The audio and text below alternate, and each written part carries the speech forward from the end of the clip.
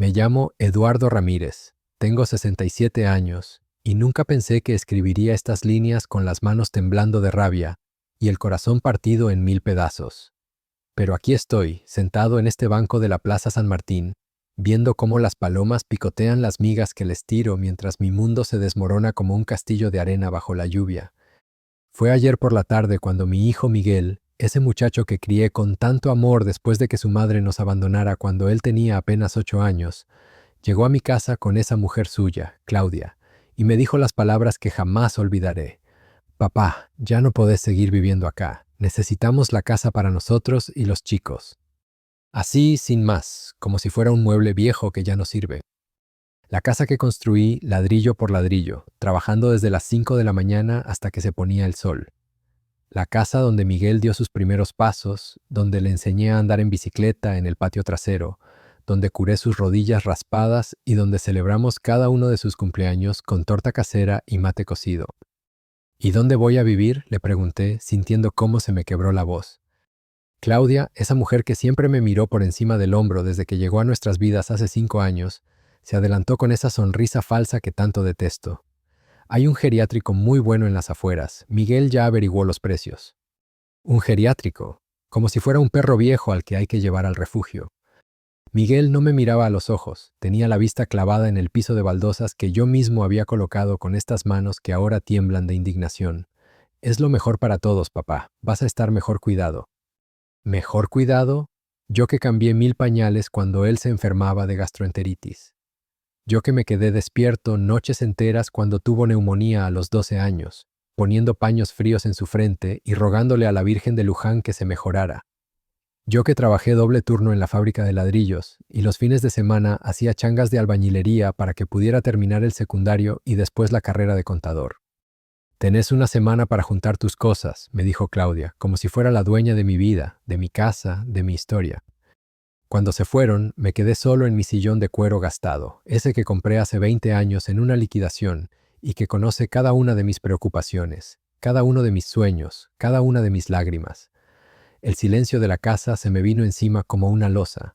Solo se oía el tic-tac del reloj de pared que me regaló Miguel para el Día del Padre hace 10 años, cuando aún me decía el mejor papá del mundo y me abrazaba fuerte después de los asados dominicales.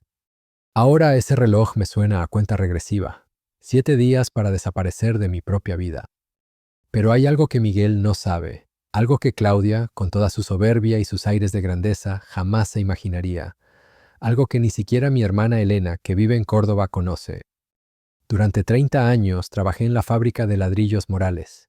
30 años despertándome a las 4:30 de la mañana, tomando mate amargo mientras esperaba el colectivo de las 5:20. 30 años respirando polvo de arcilla, cargando bolsas de cemento que pesaban más que mi nieto más grande, moldeando ladrillos bajo el sol inclemente del verano y la lluvia helada del invierno. Pero don Arsenio Morales, el dueño de la fábrica, era un hombre de palabra.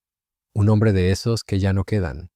Cuando me jubilé hace 7 años, me llamó a su oficina y me dijo: Eduardo, vos fuiste el empleado más leal que tuve en 40 años de negocio. Nunca faltaste un día sin avisar. Nunca me robaste ni un clavo. Siempre llegaste temprano y te fuiste tarde cuando hacía falta. Y entonces me entregó algo que cambiaría mi vida para siempre, aunque yo no lo sabía en ese momento. Me dio las escrituras de un terreno de 2 hectáreas en San Antonio de Areco, junto con una casita de campo que su familia había usado para los veranos y que ya no visitaban. Es tuyo, Eduardo, por tantos años de trabajo honesto. Nunca se lo dije a Miguel, no porque no confiara en él, sino porque quería que fuera una sorpresa para cuando yo ya no estuviera. Una herencia que lo ayudara a él y a sus hijos. Pero también, debo admitirlo, porque una parte de mí siempre tuvo miedo de que se convirtiera en el hombre que hoy demostró ser. El terreno hoy vale una fortuna. San Antonio de Areco se llenó de turistas, de restaurantes elegantes, de hoteles boutique. La casita la alquilo desde hace 3 años a una pareja de porteños que paga religiosamente y que cuida la propiedad como si fuera suya. Cada mes, sin que Miguel lo sepa, deposito esa plata en una cuenta de ahorros que abrí en el Banco Nación de la sucursal del centro, lejos de donde él maneja sus asuntos. En estos 7 años, junté lo suficiente como para comprarme 3 casas como la que me está echando. Pero hay más, hay mucho más.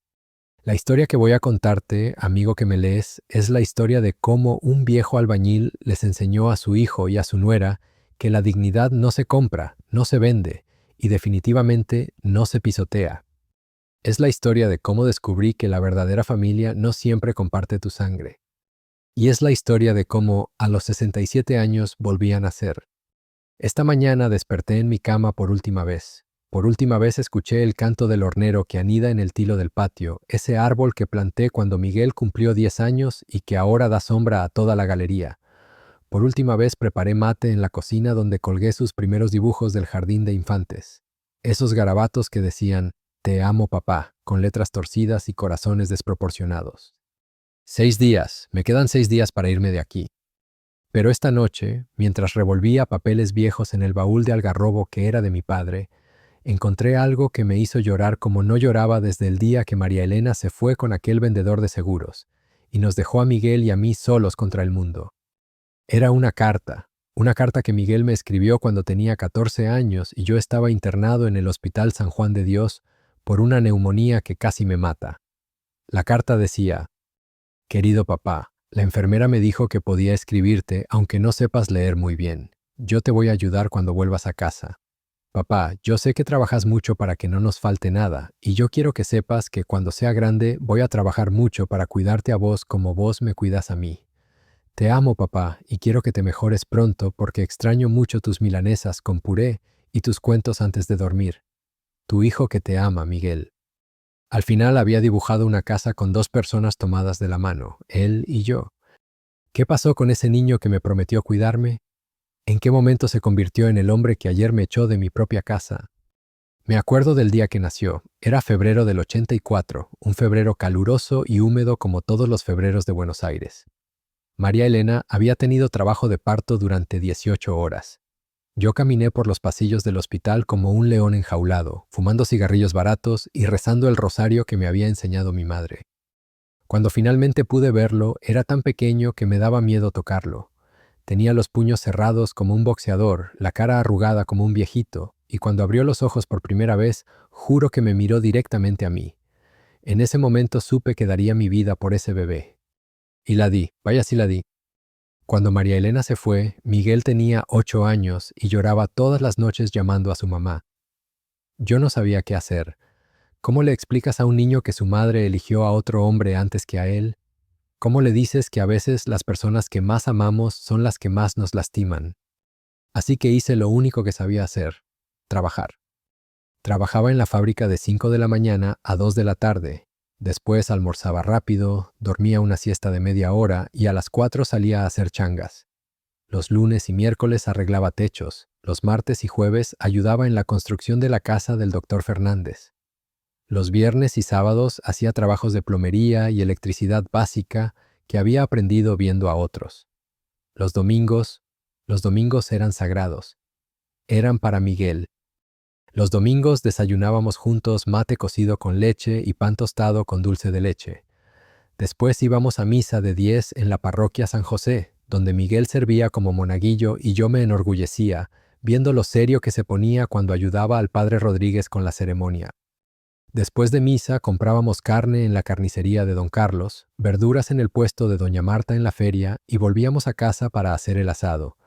Yo le enseñaba a prender el fuego con papel de diario y astillas, a calcular el punto de la carne, a preparar el chimichurri con perejil, ajo, orégano, ají molido, aceite y vinagre.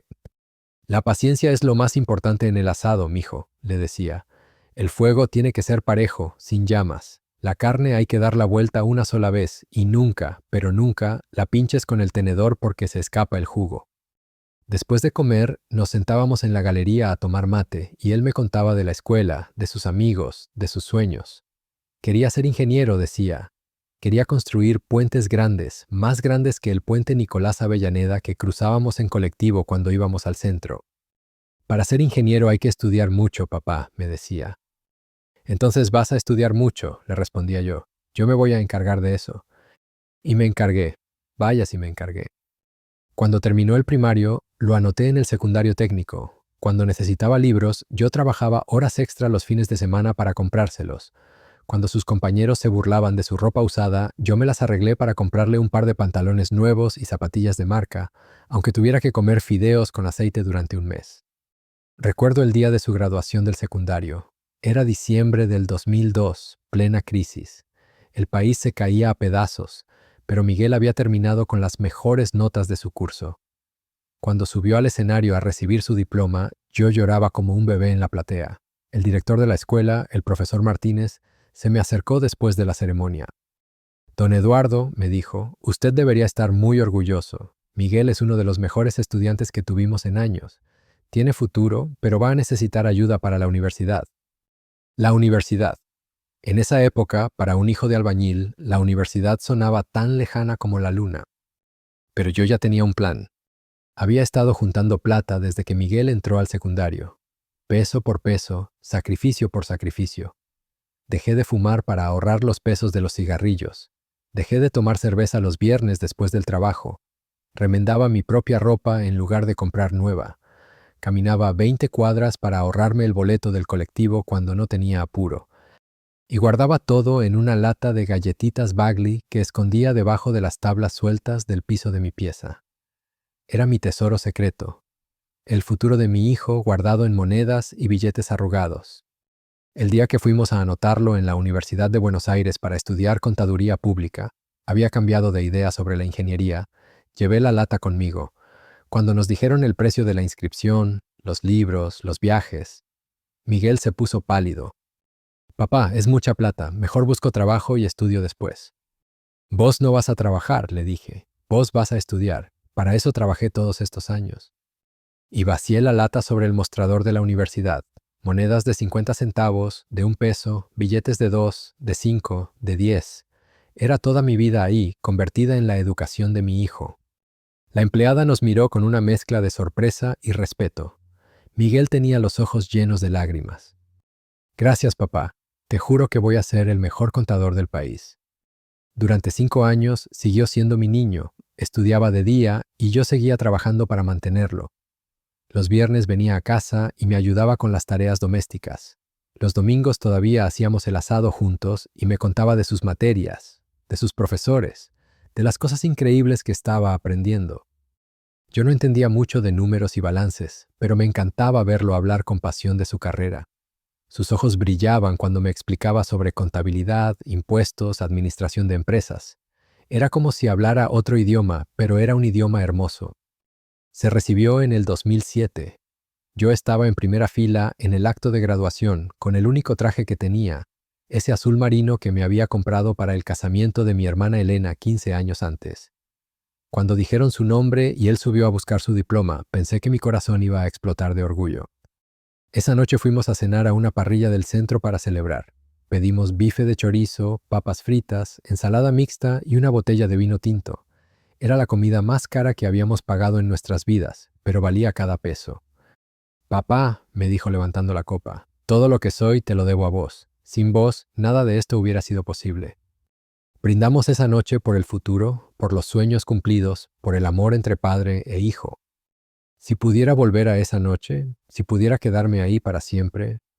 Pero entonces llegó Claudia y todo cambió. Claudia apareció en nuestras vidas como esas tormentas de verano que llegan sin avisar y arrasan con todo. Era enero del 2008, Miguel acababa de empezar a trabajar en un estudio contable del microcentro, y yo estaba orgulloso viendo cómo se levantaba temprano cada mañana, se ponía su camisa blanca recién planchada y su corbata, y se iba al trabajo con esa dignidad que solo da el esfuerzo honesto. Un viernes por la noche llegó a casa más tarde que de costumbre. Tenía esa sonrisa boba que tienen los hombres cuando están enamorados, esa mirada perdida que conocía bien porque yo mismo la había tenido cuando conocí a María Elena. Papá, quiero presentarte a alguien, me dijo mientras yo preparaba unas milanesas para la cena. ¿Es una chica?, le pregunté, aunque ya sabía la respuesta. Sí, se llama Claudia, es especial, papá. La conocí el domingo siguiente. Miguel la trajo para el asado familiar, esa tradición sagrada que habíamos mantenido durante tantos años. Llegó con un vestido blanco que parecía más caro que todo mi guardarropa junto, zapatos de taco alto que no tenían ni una rayita, y un perfume que se sentía desde la puerta de entrada. Era linda, eso no se podía negar, pelo rubio largo, ojos claros, sonrisa perfecta. Pero había algo en su manera de mirar la casa, de examinar cada rincón como si estuviera tasando el valor de mis pertenencias, que me puso incómodo desde el primer momento. Así que usted es el papá de Miguel, me dijo extendiendo una mano de uñas perfectamente pintadas. Miguel me habló mucho de usted. Espero que cosas buenas, respondí, tratando de sonar amable. Por supuesto, me contó que usted trabajó mucho para que él pudiera estudiar. Qué admirable. Había algo en su tono, una condescendencia sutil que me erizó la piel. Era como si estuviera hablando con un niño al que hay que felicitar por hacer algo básico. Durante el almuerzo, mientras yo servía el asado que había preparado con tanto cariño, ella apenas tocó la carne. Disculpe, don Eduardo, ¿no tiene algo más liviano? Estoy cuidando mi figura. Miguel se apresuró a explicar. Claudia va al gimnasio todos los días, papá. Es muy disciplinada con su alimentación. Preparé rápidamente una ensalada con los tomates y la lechuga que tenía en la heladera. Ella comió pequeños bocados mientras hablaba de su trabajo en una empresa de marketing, de los lugares donde había viajado, de restaurantes elegantes que yo ni sabía que existían.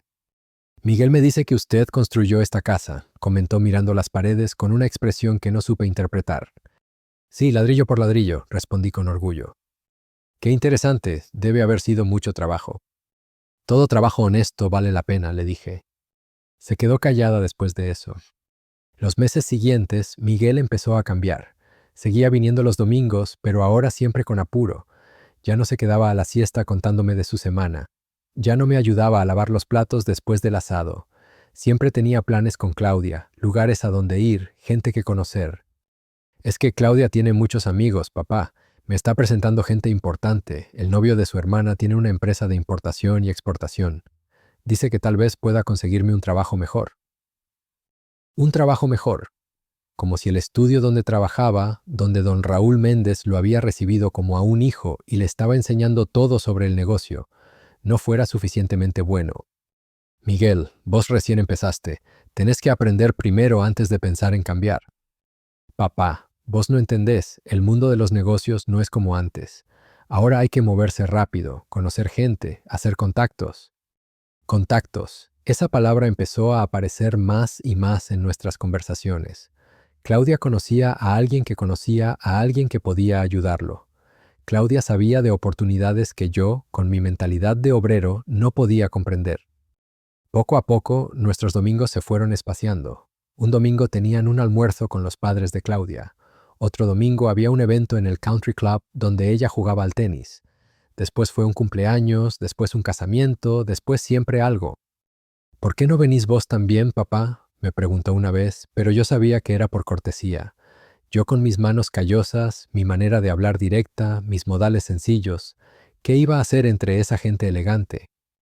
Anda vos, mijo, yo tengo cosas que hacer acá.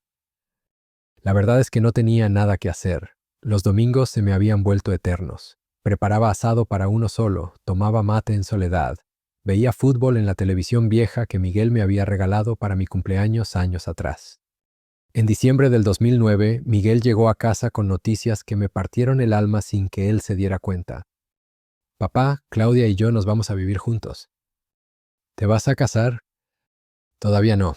Vamos a probar primero cómo nos va conviviendo. Probar. Como si el amor fuera un auto usado que hay que manejar antes de comprarlo. ¿Y dónde van a vivir? Alquilamos un departamento en Palermo. Es chico, pero está bueno, cerca del trabajo de Claudia. Palermo. A 40 minutos en colectivo de nuestra casa. 40 minutos que se convirtieron en un océano. El día que se mudó, lo ayudé a cargar sus cosas en el auto que había pedido prestado. Su ropa, sus libros de la universidad, la guitarra que le había regalado para sus 15 años y que nunca aprendió a tocar bien, algunas fotos familiares. Cuando estábamos cargando la última caja, encontró una foto nuestra del día de su graduación del secundario. Los dos sonriendo, él con su toga y birrete, yo con mi camisa de los domingos y una sonrisa que llegaba hasta las orejas. ¿Te acordás de este día, papá? Como si fuera ayer. Fue el día más feliz de mi vida hasta ese momento. Para mí también, hijo. Se quedó mirando la foto un momento más y después la guardó en la caja. Voy a venir seguido, papá, y vos podés venir a visitarnos cuando quieras. Pero no vino seguido, y yo nunca fui a visitarlos. Los primeros meses me llamaba por teléfono todas las semanas. Conversaciones cortas, apuradas, llenas de ruidos de fondo. Después las llamadas se espaciaron a cada 15 días, después a una vez por mes, después solo para mi cumpleaños, para Navidad, para Año Nuevo. En el 2011 se casaron. Una boda grande en un salón elegante de San Isidro. Yo fui, por supuesto, me compré un traje nuevo, el segundo de mi vida, y me senté en la mesa familiar sintiéndome como un extraño en la boda de mi propio hijo. Los padres de Claudia eran dueños de una cadena de perfumerías. Gente de dinero, con esa manera de hablar pausada y elegante que tienen las personas educadas. La madre me preguntó a qué me dedicaba y cuando le dije que era albañil jubilado, me sonrió con esa sonrisa que reservamos para los niños pequeños y los ancianos inofensivos. Qué lindo, el trabajo manual es tan auténtico. Auténtico, como si fuera una artesanía curiosa en lugar de la manera honesta de ganarme la vida. Durante la fiesta vi a Miguel rodeado de gente que no conocía, riendo de chistes que no entendía, hablando de cosas que sonaban importantes pero vacías. Claudia brillaba a su lado con un vestido que debía costar más que mi sueldo de 3 meses. Cuando vino a saludarme, ya había tomado varias copas de champán. «Papá, ¿estás bien? Te veo medio callado». «Estoy bien, hijo, es tu día, disfrútalo». «¿Te gusta la fiesta?» «Está muy linda, Claudia está preciosa». «Sí, ¿verdad? Todo salió perfecto. Bueno, Claudia se encargó de organizarlo todo. Tiene muy buen gusto». Buen gusto, y mucho dinero de los padres para pagarlo. Esa noche, cuando volví a casa en el remis que Miguel había pagado para mí, me senté en mi sillón de cuero y lloré. Lloré por el niño que me escribía cartas cuando estaba internado. Lloré por el adolescente que me ayudaba con las tareas de la casa. Lloré por el joven que brindó conmigo el día de su graduación. Y lloré porque sabía, con esa certeza dolorosa que solo dan los años, que había perdido a mi hijo para siempre. No sabía que lo peor todavía estaba por venir. Los años pasaron como páginas que se arrancan de un calendario. Miguel y Claudia se mudaron a una casa más grande en Belgrano, tuvieron 2 hijos, Sebastián en el 2013 y Valentina en el 2015.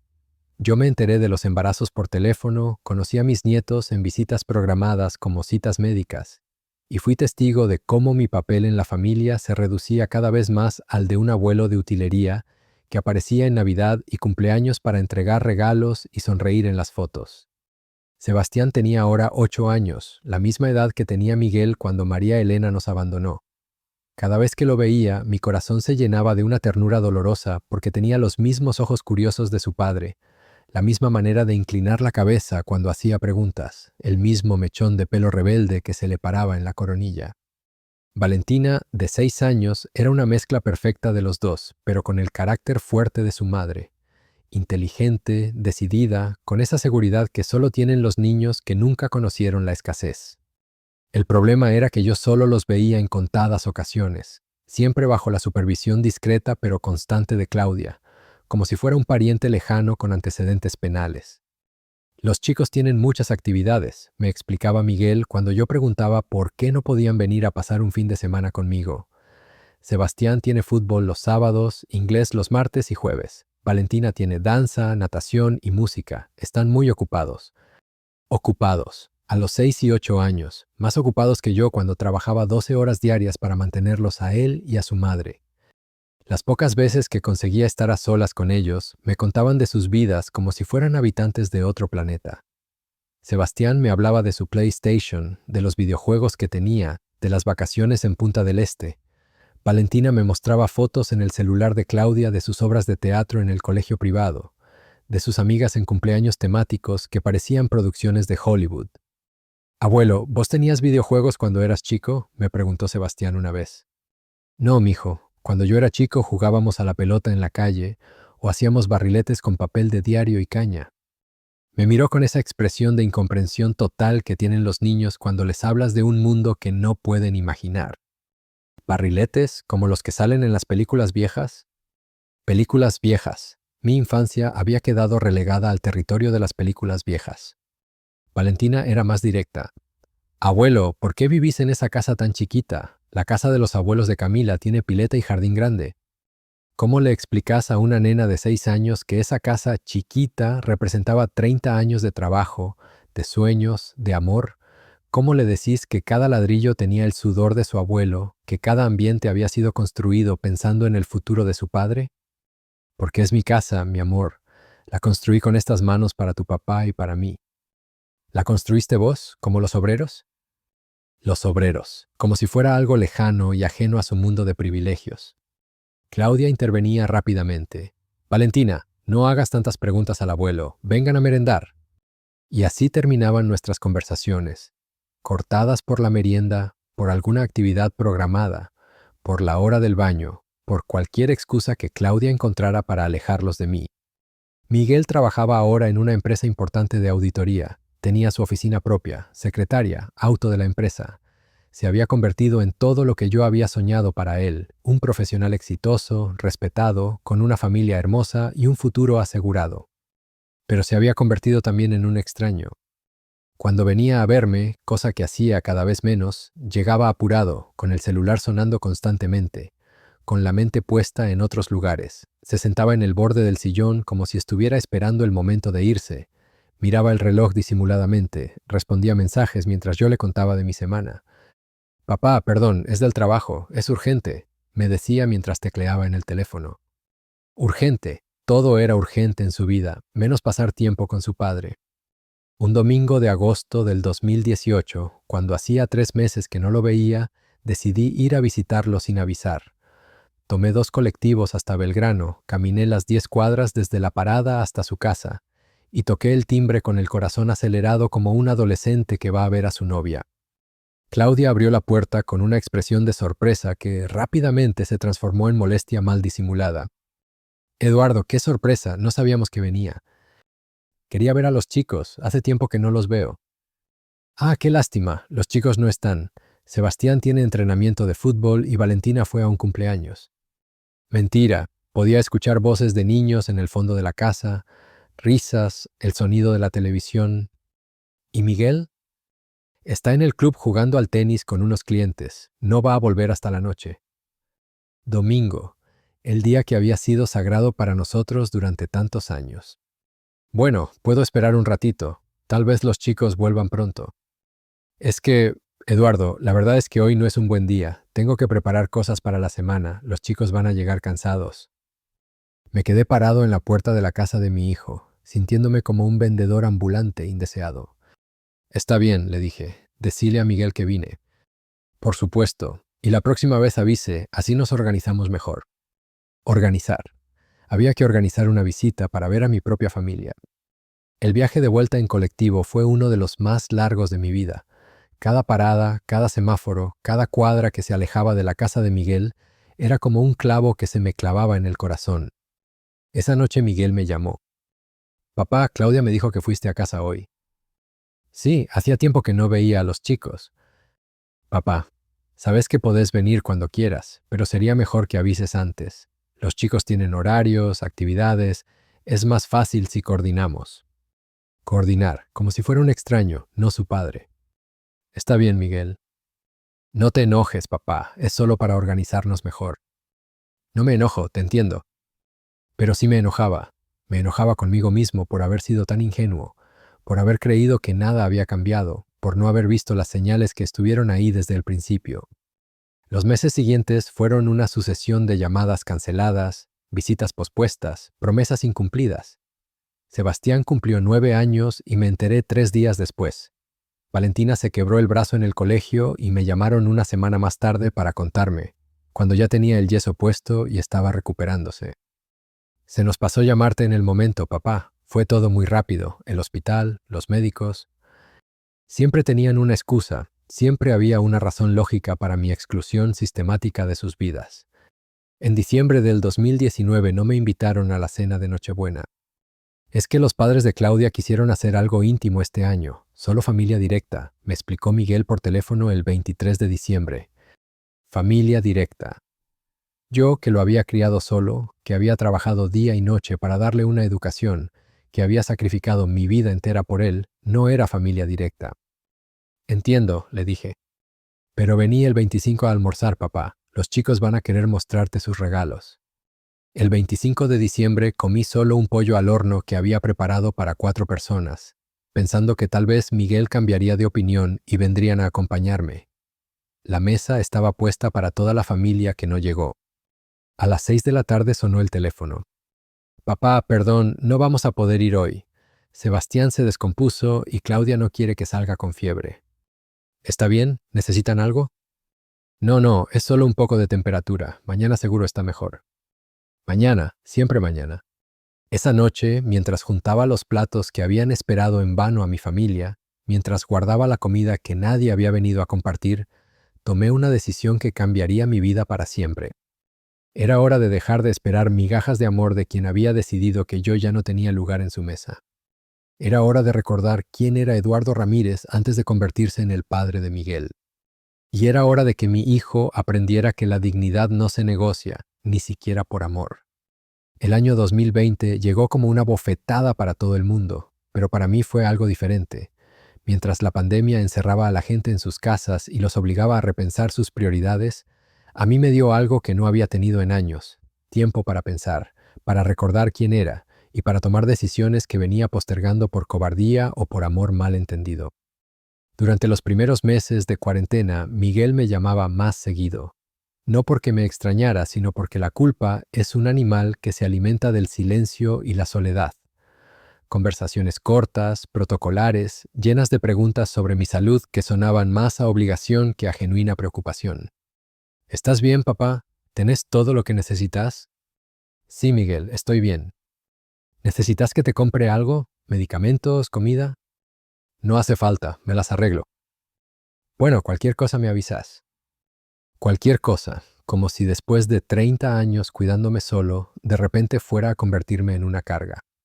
Pero la cuarentena me dio también algo inesperado. Descubrí las videollamadas. Doña Carmen, mi vecina de al lado, me enseñó a usar el celular que Miguel me había regalado hacía 2 años y que yo Barely usaba para llamar. Resulta que podías ver a la gente mientras hablabas con ella, tecnología que para mis nietos era más natural que respirar, pero que para mí se convirtió en una ventana a un mundo nuevo. Mire, don Eduardo, me decía Carmen mientras manipulaba mi teléfono con la agilidad de sus 75 años, aprieta acá y podés hablar con quien quieras viéndole la cara. La primera videollamada que hice fue a Miguel. Su sorpresa cuando vio mi cara en la pantalla hubiera sido cómica si no hubiera sido tan triste. Papá, ¿cómo aprendiste a hacer esto? Doña Carmen me enseñó. ¿Están ahí los chicos? Sí, sí, están haciendo los deberes. Sebastián, Valentina, vengan que el abuelo los quiere ver. Los chicos aparecieron en pantalla, más grandes, más cambiados de como los recordaba.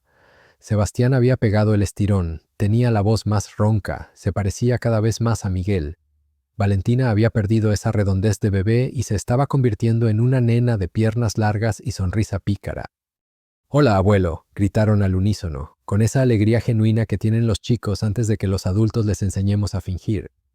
«Hola, mis amores, ¿cómo están? ¿Cómo va la escuela virtual?» Sebastián me contó de sus clases por computadora, de cómo se aburría estudiando desde casa, de cómo extrañaba jugar al fútbol con sus amigos. Valentina me mostró un dibujo que había hecho de toda la familia: ella, Sebastián, Miguel, Claudia, y en una esquina, pequeñito y separado del grupo, un hombrecito que me señaló con orgullo. «Este sos vos, abuelo, te dibujé con tu sombrero de los domingos». Mi sombrero de los domingos, ese sombrero viejo de paño que me ponía para los asados familiares y que ellos recordaban después de tantos meses sin verme. «Está muy lindo, mi amor. ¿Me lo podés mandar por foto?» «Sí, mami, sácale una foto al dibujo del abuelo». Fue entonces cuando escuché la voz de Claudia desde fuera de la pantalla. «Chicos, tienen que terminar los deberes. Saluden al abuelo». «No, mami, recién empezamos a hablar». «Sebastián, los deberes no se hacen solos. Y después tenés clase de inglés virtual». «Pero abuelo...» «Está bien, mijo», le dije. «Termina los deberes que después hablamos». «¿Prometés?» «Te prometo». Miguel volvió a aparecer en pantalla con esa sonrisa incómoda que pone cuando Claudia está cerca. «Bueno, papá, los chicos tienen que estudiar. Después te llamamos». «Está bien, cuídense». «Vos también. Y quédate en casa, ¿eh? Este virus es jodido para la gente grande». Gente grande. Yo tenía 67 años, no 100. Corté la llamada y me quedé mirando la pantalla negra del teléfono. En el reflejo vi mi cara. Las arrugas más marcadas, el pelo más blanco, los ojos cansados de esperar migajas de amor de mi propia familia. Pero también vi algo más. Vi la misma determinación que me había acompañado cuando construí mi casa ladrillo por ladrillo, cuando trabajé doble turno para pagar los estudios de Miguel, cuando enfrenté solo la crianza de un niño después de que María Elena nos abandonara.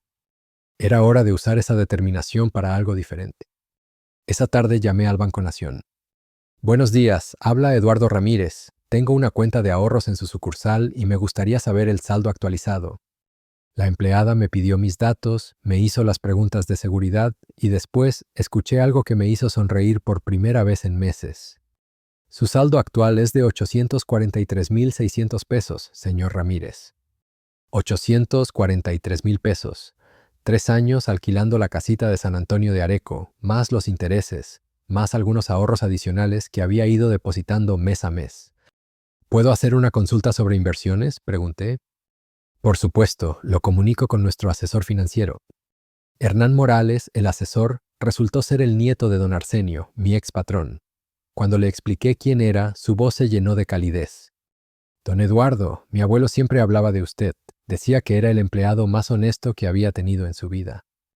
Don Arsenio era un gran hombre. Me imagino que usted salió parecido. Trato de seguir su ejemplo. Dígame, ¿en qué lo puedo ayudar? Tengo unos ahorros y quiero invertirlos, pero antes quiero hacer una consulta. ¿Usted sabe cuánto pueden valer 2 hectáreas de campo en San Antonio de Areco hoy en día? ¿Con casa? Con una casita de campo, sí. Depende de la ubicación, pero diría que entre 8 y 12 millones de pesos, fácil. San Antonio de Areco está muy cotizado ahora. ¿Usted tiene un campo ahí? 12 millones de pesos. 12 millones de pesos que Miguel no sabía que existían. 12 millones de pesos que Claudia jamás se imaginó que su suegro albañil pudiera tener. Puede ser, le dije a Hernán. ¿Podríamos reunirnos para hablar de inversiones? Por supuesto. ¿Cuándo le conviene? Cuando usted pueda. Yo estoy jubilado. Nos reunimos la semana siguiente en una confitería del centro. Hernán era un hombre de unos 40 años, prolijo, cordial, con esa honestidad heredada que se nota en los gestos y en la mirada. Le conté mi situación, mis ahorros, la propiedad de San Antonio de Areco, mi deseo de hacer algo diferente con mi vida. Don Eduardo, usted está en una posición muy buena. Con esa propiedad y sus ahorros puede vivir cómodamente el resto de su vida sin depender de nadie. Eso es exactamente lo que quiero. ¿Puedo preguntarle por qué tomó esta decisión? No es común que alguien de su edad decida independizarse financieramente de su familia. Le conté todo. No todos los detalles, pero lo suficiente como para que entendiera que no se trataba de una decisión caprichosa, sino de una necesidad de recuperar mi dignidad. Entiendo perfectamente, me dijo cuando terminé. Mi abuelo me contó historias similares de otros empleados que sacrificaron todo por sus hijos y después fueron olvidados. Es más común de lo que uno piensa. ¿Qué me recomienda? Primero, vendamos la propiedad. Hoy es el momento perfecto. El mercado está muy bueno para los vendedores. Después, con ese dinero más sus ahorros, armamos una cartera de inversiones que le genere ingresos mensuales. Usted puede vivir de los intereses sin tocar el capital. ¿Y si quiero comprarme otra casa? También se puede. Con lo que va a sacar por el campo, puede comprarse una casa hermosa en cualquier parte del país y todavía le sobra para invertir. Salí de esa reunión con una sensación que no tenía hacía años, la sensación de tener control sobre mi propia vida. Durante décadas, todas mis decisiones habían girado alrededor de Miguel, de sus necesidades, de su futuro. Por primera vez en muchísimo tiempo, estaba tomando decisiones pensando en mí. Esa noche, mientras preparaba un guiso de lentejas para uno solo, sonó el teléfono. Papá, habla Miguel. Hola, hijo, ¿cómo están? Bien, todos bien. Te llamo para avisarte que el sábado es el cumpleaños de Sebastián. Va a ser algo chico por la pandemia, pero queríamos que vinieras. El cumpleaños de Sebastián. Mi nieto iba a cumplir 10 años. ¿A qué hora? A las 4 de la tarde. Pero papá, es solo familia directa, ¿eh? Los abuelos de Claudia, nosotros y vos. Familia directa. Otra vez esa expresión que me dolía como una puñalada. Está bien, ahí voy a estar. Perfecto. ¿Y papá? Time. No traigas regalo muy caro, ¿eh? Los chicos ya tienen de todo. No traigan regalo muy caro. Como si yo fuera a comprar algo que los avergonzara delante de los otros abuelos. No te preocupes, Miguel. Después de cortar, me quedé pensando en esa frase. Los chicos ya tienen de todo. Era cierto, tenían todo lo material que se puede desear. Pero había una cosa que no tenían, algo que yo sí podía darles y que era más valioso que cualquier regalo caro. Podía darles la historia de su abuelo, la historia real, no la versión censurada que habían escuchado hasta ahora. Y más importante aún, podía darles el ejemplo de un hombre que nunca se rinde, que siempre encuentra la manera de reinventarse, que no se deja pisotear por nadie, ni siquiera por su propia familia. El sábado llegué a la casa de Miguel con una caja de zapatos bajo el brazo. Adentro no había zapatillas caras ni juguetes electrónicos. Había algo mucho más valioso, todas las fotos que tenía de Miguel desde bebé hasta su graduación, las cartas que me escribió cuando era chico, los dibujos que me regalaba para el Día del Padre, y una carta que había escrito para Sebastián contándole la historia real de su familia, la historia de sacrificio y trabajo honesto que Claudia prefería que sus hijos no conocieran. La fiesta ya había empezado cuando llegué. Los padres de Claudia estaban en el jardín, elegantes como siempre, conversando con otros adultos que no conocía. Sebastián corría por el patio con algunos amigos del colegio, y Valentina estaba sentada en una mesa armando algo con plasticina. ¡Abuelo!, gritó Sebastián cuando me vio, y corrió a abrazarme con esa espontaneidad que todavía no había perdido. ¡Feliz cumpleaños, campeón! ¿Cómo te sentís con 10 años? Genial. Mira todos los regalos que me dieron, me dijo señalando una mesa llena de cajas coloridas. Miguel se acercó con una cerveza en la mano y esa sonrisa forzada que ponía en las reuniones familiares. Hola papá, llegaste justo a tiempo para la torta. Perfecto, ¿dónde está Claudia? Adentro, organizando la mesa. Claudia apareció llevando una torta enorme con forma de pelota de fútbol, toda decorada con fondant y velitas que parecían jugadores. Debía haber costado una fortuna. Eduardo, qué bueno que llegó. Sebastián estaba preguntando por usted. Me sorprendió el tono amable. Tal vez la pandemia la había ablandado, o tal vez simplemente no quería hacer una escena delante de los otros invitados. Durante la ceremonia de las velitas, mientras todos cantábamos el feliz cumpleaños y Sebastián soplaba con los ojos cerrados pidiendo un deseo, yo observaba a mi familia. Miguel parecía tenso, como si estuviera actuando el papel del hijo perfecto. Claudia controlaba cada detalle de la fiesta con la precisión de un director de orquesta. Los padres de ella conversaban entre ellos, ignorando completamente mi presencia.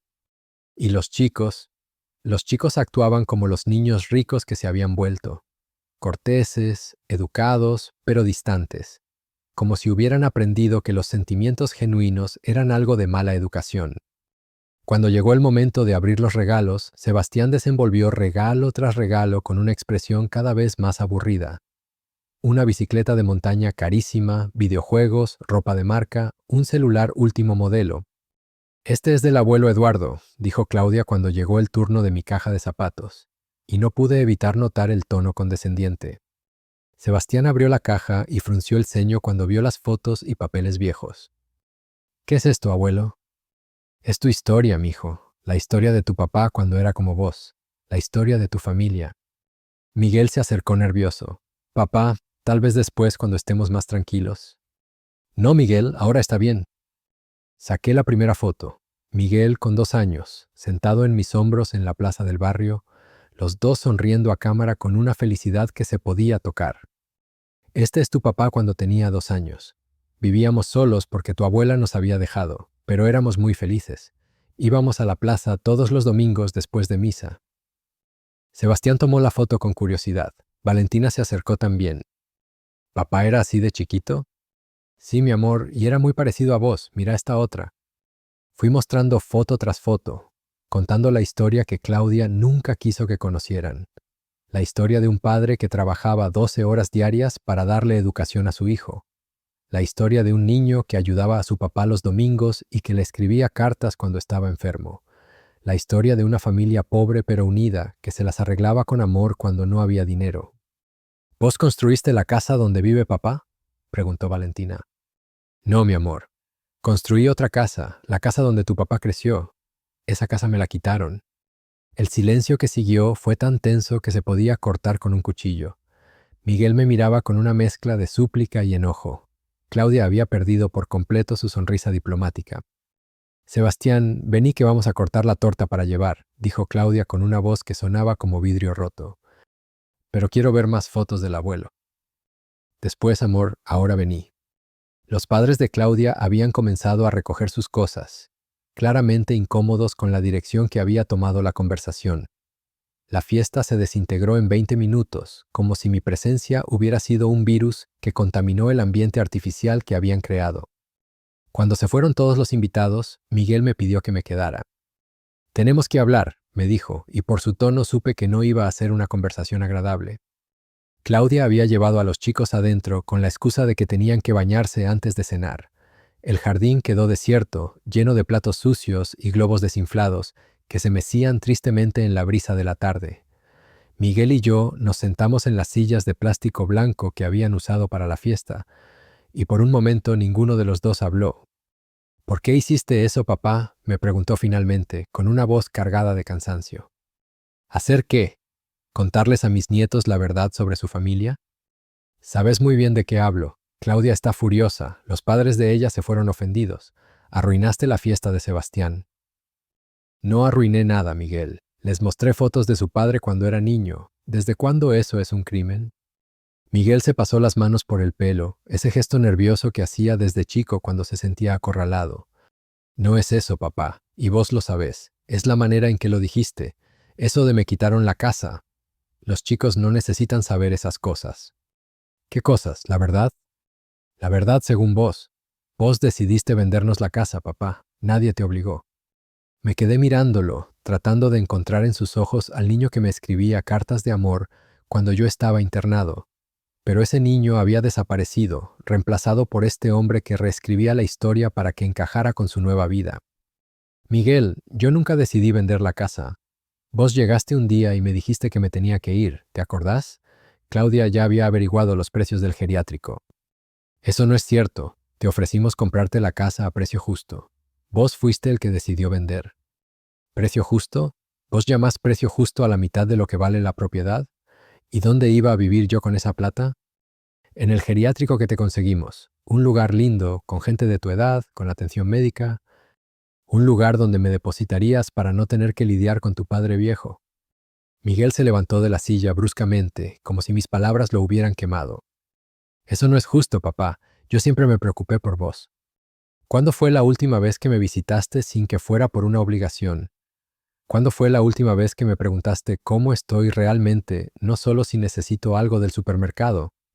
Yo trabajo, tengo responsabilidades. No puedo estar visitándote todos los días como cuando era soltero. No te pido todos los días, Miguel.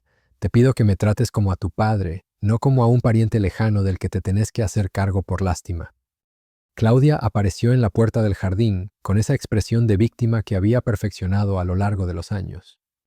Disculpen que interrumpa, pero los chicos están preguntando qué pasa. Están escuchando los gritos.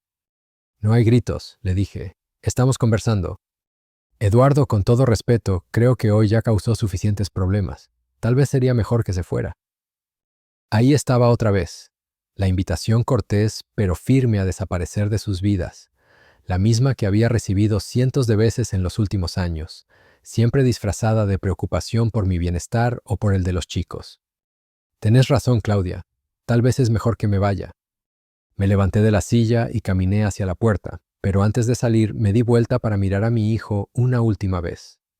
Miguel, cuando tenías 8 años y tu mamá nos abandonó, vos me preguntaste si yo también te iba a dejar algún día. ¿Te acordás que te dije? Miguel tenía los ojos brillantes, como si estuviera conteniendo lágrimas. Papá, por favor. Te dije que nunca, que ibas a tener que echarme a patadas para que me alejara de vos. Bueno, mijo, felicitaciones, lo lograste. Salí de esa casa con la certeza de que acababa de cerrar un capítulo de mi vida para siempre. El viaje en colectivo hasta mi casa fue un ritual de despedida. Cada cuadra que me alejaba de Belgrano era una cuadra menos de esperanza, pero también una cuadra más de liberación. Esa noche, sentado en mi sillón de cuero gastado, tomé las decisiones que venía postergando por cobardía. Llamé a Hernán Morales y le dije que sí, que pusiera en venta la propiedad de San Antonio de Areco. Después llamé a una inmobiliaria y pregunté por casas en venta en Bariloche, un lugar que siempre había soñado conocer pero que nunca pude visitar, porque todo mi tiempo y mi dinero estaban dedicados a Miguel. ¿Busca algo específico?, me preguntó la agente inmobiliaria. Una casa con vista al lago, no muy grande, pero con jardín, para un hombre solo que quiere empezar de nuevo. ¿Empezar de nuevo? ¿Puedo preguntarle la edad? 67 años. Y sí, empezar de nuevo. Nunca es tarde cuando se tiene dignidad. La mujer se quedó callada un momento, como si estuviera procesando la idea de un hombre de mi edad reinventando su vida. ¿Sabe qué, señor? ¿Cómo me dijo que se llamaba? Eduardo Ramírez. Señor Eduardo, creo que tengo exactamente lo que está buscando. La casa que me mostró María José, la agente inmobiliaria de Bariloche, era exactamente lo que había soñado sin saber que lo soñaba. Estaba ubicada en una colina suave a 15 minutos del centro, con una vista panorámica del lago Nahuel Huapi que te quitaba el aliento. No era una mansión, pero tampoco necesitaba una. Tenía 2 habitaciones, un living comedor con ventanales enormes, una cocina moderna pero acogedora y, lo más importante, un jardín con árboles frutales y un deck de madera donde uno podía sentarse a tomar mate mientras veía cómo el sol se reflejaba en las aguas del lago. La está vendiendo una pareja de jubilados que se muda a vivir con sus hijos en Buenos Aires, me explicó María José mientras recorríamos la propiedad. Ellos la cuidaron como si fuera un bebé durante 20 años. Mira el estado de todo. Era cierto. Cada rincón de la casa hablaba del amor con que había sido mantenida. Las maderas brillaban, los jardines estaban prolijamente podados, hasta las canillas funcionaban a la perfección. Era el tipo de casa que se compra una vez en la vida y donde uno puede imaginarse envejeciendo en paz. ¿Cuánto piden?, pregunté, aunque ya sabía que la iba a comprar sin importar el precio. 8,5 millones. Sé que suena como mucho dinero, pero con la vista al lago y el estado de la casa es una ganga. Una ganga. Con lo que iba a sacar por el campo de San Antonio de Areco, no solo podía comprar esta casa, sino que me iba a sobrar dinero para vivir cómodamente el resto de mi vida. ¿Puedo hacer una oferta? Por supuesto. ¿Qué tenía en mente? El precio completo, pero quiero cerrar la operación rápido. María José me miró con una mezcla de sorpresa y respeto. No era común que alguien aceptara el precio de venta sin regatear, menos aún un hombre de mi edad y apariencia. ¿Usted tiene los medios para hacer esta operación? Le sonreí con esa sonrisa tranquila que había aprendido a usar cuando la gente subestimaba mis posibilidades. Señora, tengo 67 años y acabo de decidir empezar una nueva vida. Si no tuviera los medios, no estaría perdiendo el tiempo, ni el suyo ni el mío. 2 semanas después, Hernán me llamó con noticias que superaron mis expectativas más optimistas. Don Eduardo, vendimos el campo, y vendimos bien. ¿Cuánto sacamos? 14 millones de pesos. Hubo una guerra de ofertas entre 2 compradores. Al final se lo quedó un desarrollador que quiere hacer un complejo de cabañas turísticas. 14 millones, más de lo que Miguel ganaría en 10 años trabajando en su empresa de auditoría. Con esa plata, más mis ahorros, no solo compré la casa de Bariloche, sino que pude invertir en un portafolio que me garantizaba ingresos mensuales suficientes para vivir como nunca había vivido. No ricos, pero cómodos, muy cómodos. El día que me mudé a Bariloche fue uno de los más extraños y liberadores de mi vida. Una empresa de mudanzas se encargó de trasladar mis pocas pertenencias, mi sillón de cuero gastado, mi cama, la mesa de la cocina donde había comido con Miguel durante tantos años, algunos libros, mi ropa y las fotos familiares que no había dejado con Sebastián. Durante el viaje en micro hacia mi nueva vida, Weil miraba por la ventanilla cómo cambiaba el paisaje de la llanura pampeana a las montañas y lagos del sur. Pensé en Miguel. ¿Se habría dado cuenta ya de que me había ido definitivamente? ¿Habría tratado de llamarme al teléfono de línea que ya no existía? ¿Les habría explicado a los chicos por qué su abuelo había desaparecido de sus vidas? Probablemente les habría dicho que me había mudado por mi salud o que quería estar más tranquilo, o cualquier otra mentira piadosa que justificara mi ausencia sin admitir su responsabilidad en mi partida. Los primeros días en la casa nueva fueron de una soledad diferente a la que había sentido en Buenos Aires. Era una soledad elegida, limpia, sin la amargura de esperar llamadas que no llegaban o visitas que se cancelaban. Me levantaba cuando quería, desayunaba en el deck mirando el lago, paseaba por el centro del pueblo, conocía a mis nuevos vecinos. Don Roberto y doña Marta vivían en la casa de al lado. Él era un ex ingeniero de YPF, que se había jubilado hacía 5 años. Ella había sido maestra jardinera. Tenían la misma edad que Miguel y Claudia, but trataban a la vida con la simplicidad y calidez que mis propios hijos habían perdido en algún momento. ¿De dónde viene don Eduardo?, me preguntó doña Marta la primera vez que nos encontramos en el jardín. De Buenos Aires. Me vine a empezar de nuevo. ¡Qué valiente! ¿Y la familia? Mi familia está en Buenos Aires. Decidí que era hora de vivir para mí. No mentía, pero tampoco contaba toda la verdad.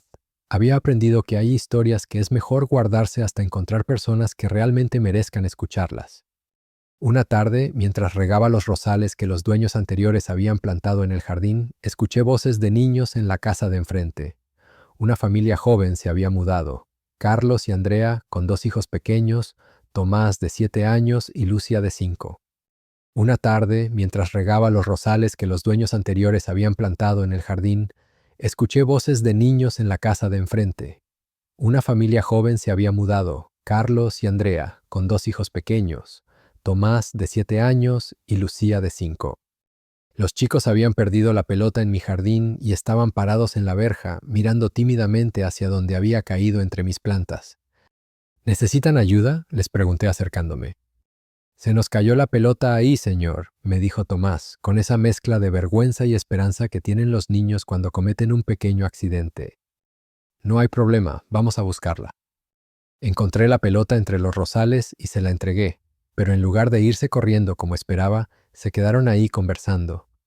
Lucía me preguntó si vivía solo, Tomás quería saber si tenía nietos. Sus preguntas eran directas, sin malicia, con esa curiosidad genuina que los adultos perdemos cuando aprendemos a fingir cortesía. Sí, vivo solo, y sí tengo 2 nietos, pero viven muy lejos. ¿Los extraña?, me preguntó Lucía con esa sabiduría inconsciente que a veces tienen los niños pequeños. Sí, los extraño, pero a veces en la vida hay que tomar decisiones difíciles. Carlos, el padre, se acercó entonces para buscar a los chicos. Disculpe, espero que no lo molesten, a veces son muy curiosos. Para nada, me encanta hablar con ellos. Hace tiempo que no conversaba con niños. Carlos era electricista, Andrea trabajaba en el hospital como enfermera. Gente trabajadora, sencilla, con esa calidez que reconocí inmediatamente porque era la misma que había tenido mi familia antes de que el dinero y las apariencias la corrompieran. Con el tiempo, los chicos empezaron a visitarme más seguido. Primero venían a buscar pelotas o juguetes que se les caían en mi jardín. Después empezaron a quedarse a conversar, después a ayudarme con las plantas. Sin que nadie lo decidiera formalmente, me convertí en una especie de abuelo adoptivo. Les enseñé a hacer barriletes con papel de diario y caña, como había aprendido en mi infancia y como le había enseñado a Miguel.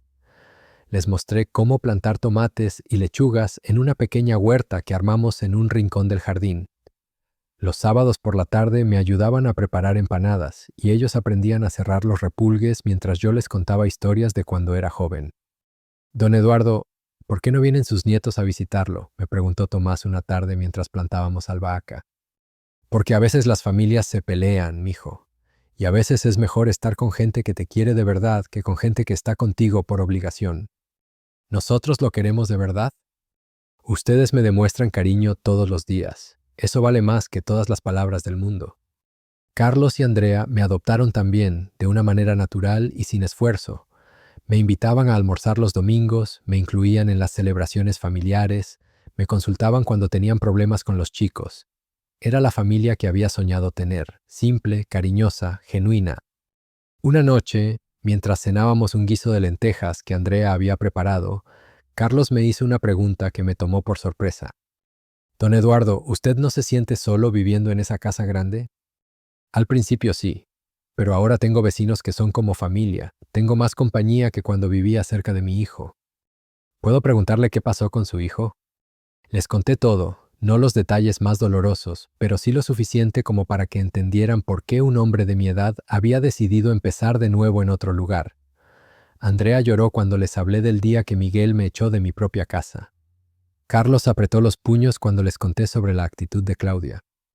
Hay gente que se olvida de dónde viene cuando consigue un poco de dinero, dijo Carlos. Pero también hay gente que nunca olvida, usted es de esos. Y nosotros también, agregó Andrea. Acá tiene una familia que lo va a querer siempre. Esa noche, caminando de vuelta a mi casa bajo las estrellas más brillantes que había visto en mi vida, Sentí algo que no había sentido en años. Paz. Una paz profunda que venía de saber que estaba exactamente donde tenía que estar, con las personas que realmente valoraban quién era yo. Mi teléfono celular había sonado varias veces durante esos meses. Números de Buenos Aires que no contesté. Probablemente Miguel tratando de localizarme. Pero yo había tomado una decisión. No iba a volver a ser el mendigo de afecto que había sido durante tantos años. Si él quería hablar conmigo, iba a tener que hacer algo más que marcar mi número. Iba a tener que venir a buscarme. 2 años pasaron como una brisa suave sobre el lago. 2 años de levantarme cada mañana agradecido por estar vivo, de tomar mate en el deck mientras veía cómo el sol pintaba las montañas de colores imposibles, de ser útil y querido por personas que habían elegido tenerme en sus vidas. Tomás y Lucía crecían como malezas, y yo tenía el privilegio de ser testigo de cada pequeño logro. Cuando Tomás aprendió a andar en bicicleta, fue en mi jardín donde dio sus primeras pedaladas sin rueditas. Cuando Lucía perdió su primer diente, fue a mí a quien se lo mostró primero, orgullosa como una princesa con su nueva sonrisa desdentada.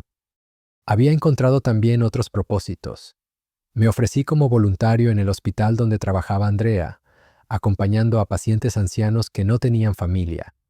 Los martes y jueves ayudaba en el comedor comunitario del barrio, pelando papas y sirviendo comida a gente que atravesaba momentos difíciles.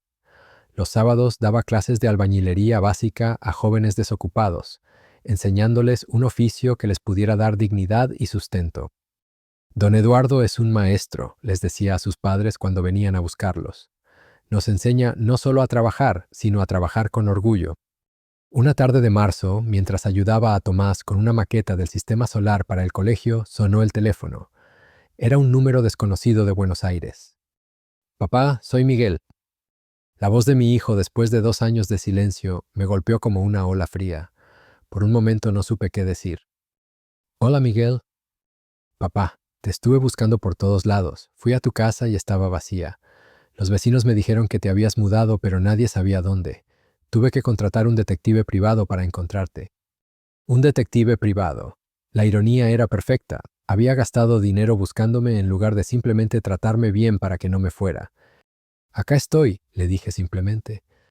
«¿En Bariloche? ¿Qué haces en Bariloche?» «Vivo, por primera vez en muchos años, simplemente vivo». «Papá, necesitamos hablar. ¿Puedo ir a verte?» La pregunta que había esperado durante 2 años finalmente había llegado. Pero ahora que estaba ahí, me di cuenta de que ya no necesitaba su visita para sentirme completo. «Podés venir, Miguel, pero vení solo, y vení preparado para escuchar, no para explicar». «Está bien, papá, voy el fin de semana». Llegó el sábado por la tarde en un auto alquilado, vestido con su traje de oficina como si fuera a una reunión de trabajo.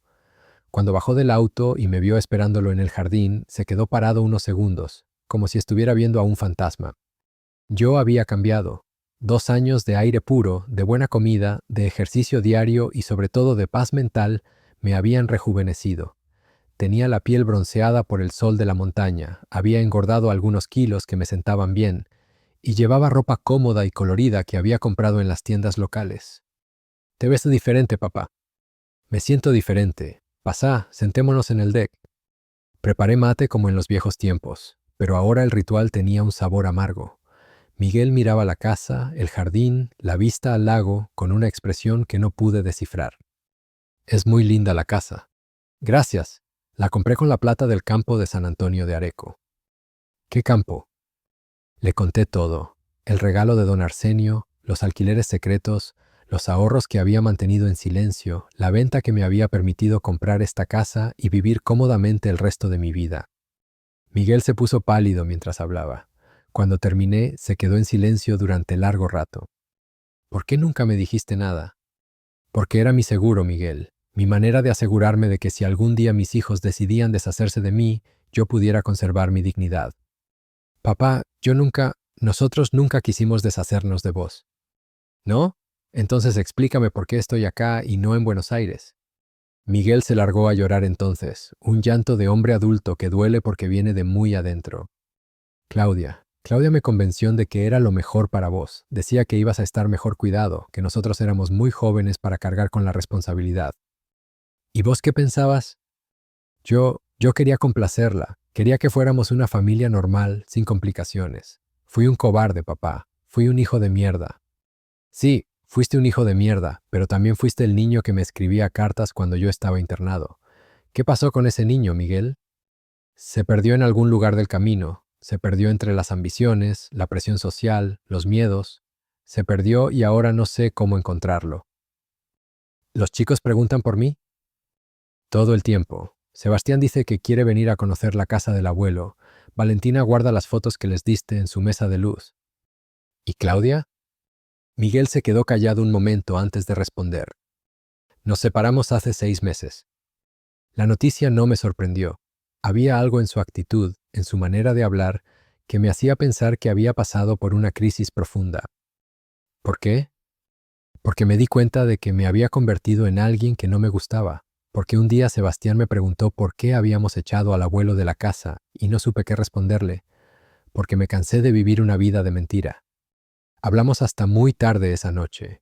Miguel me contó de sus problemas en el trabajo, de cómo los chicos lo habían interrogado sobre mi paradero, de cómo había empezado terapia para entender por qué había tomado las decisiones que había tomado.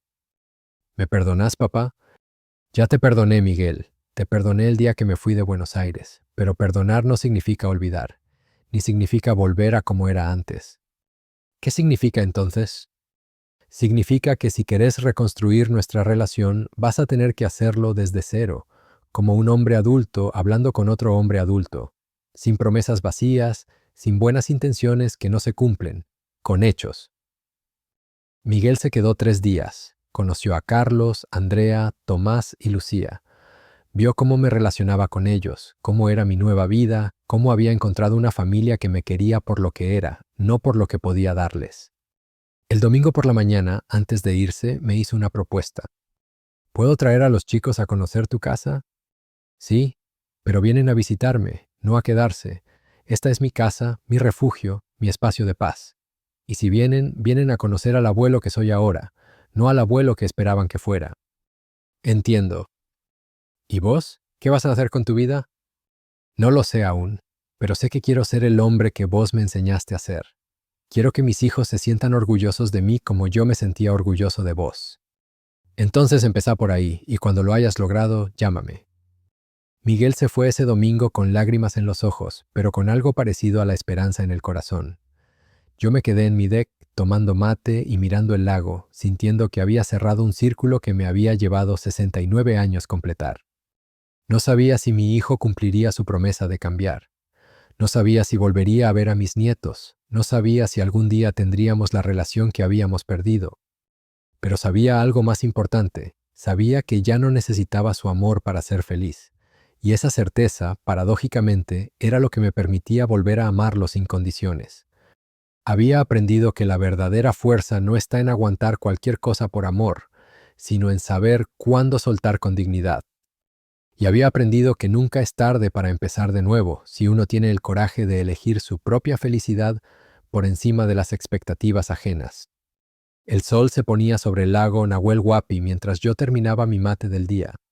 Mañana sería lunes y tendría que ir al hospital a acompañar a don Jacinto, que se estaba recuperando de una operación y no tenía familia que lo visitara. Mañana sería un día más de mi nueva vida. Una vida que había construido ladrillo por ladrillo, como todo lo bueno que había hecho en mis 69 años. Una vida que era completamente mía,